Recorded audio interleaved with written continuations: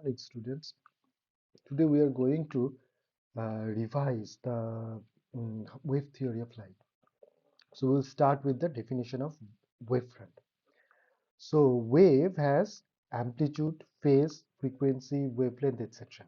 So this is a expression for general function for wave. Now light is an electromagnetic wave. So for example, for light, this Y will be E or B. Electric field or magnetic field. Anyway, it has some amplitude A, and whatever is inside the sine or cos function is called the phase. Now, what is a wavefront? Wavefront is the surface of constant phase. So every point on that wavefront has the constant phase. It's like the equipotential surface. Now, so if there is a point source, then the wavefronts will be what? Wavefronts will be a concentric sphere. Now this is not a circle, these are spheres. These are concentric spheres. Concentric sphere.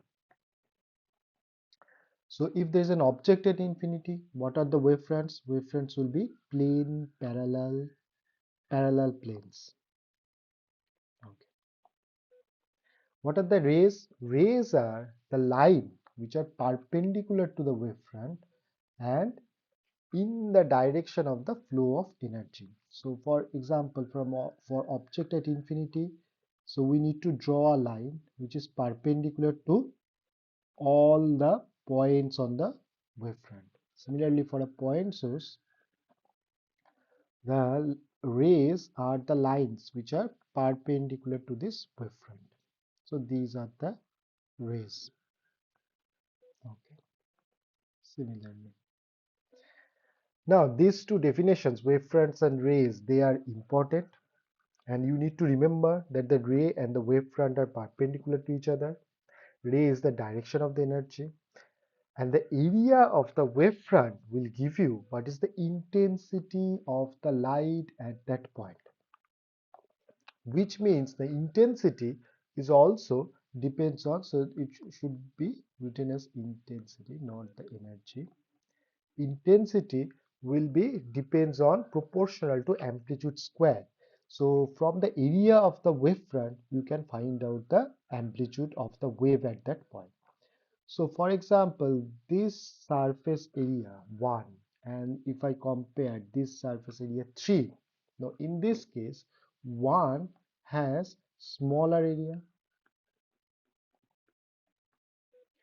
which means it has more energy, actually more intensity, which means it has more area and more amplitude, so larger amplitude.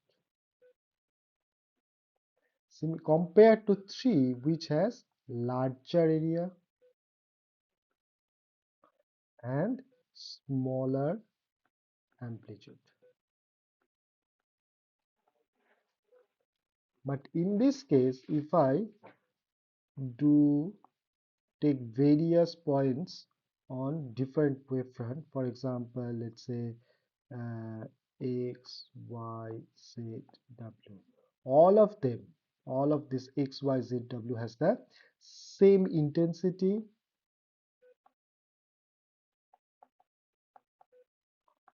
and the same amplitude.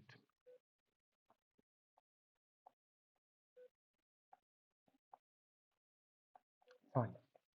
Now, it is quite possible that they are going to ask you to draw the wavefront for in the case of convex lens where the object is at infinity. Now, what I'm going to tell you is first draw the rays, because that is the easiest thing to do. So draw the rays, and you know they are going to meet at the focus. Now, perpendicular to this ray, draw the wavefront. So these are the parallel wavefront.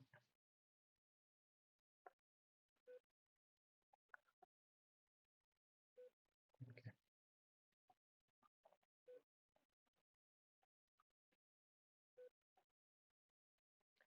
Similarly, it is easy to do it for a concave lens and a mirror. Fine.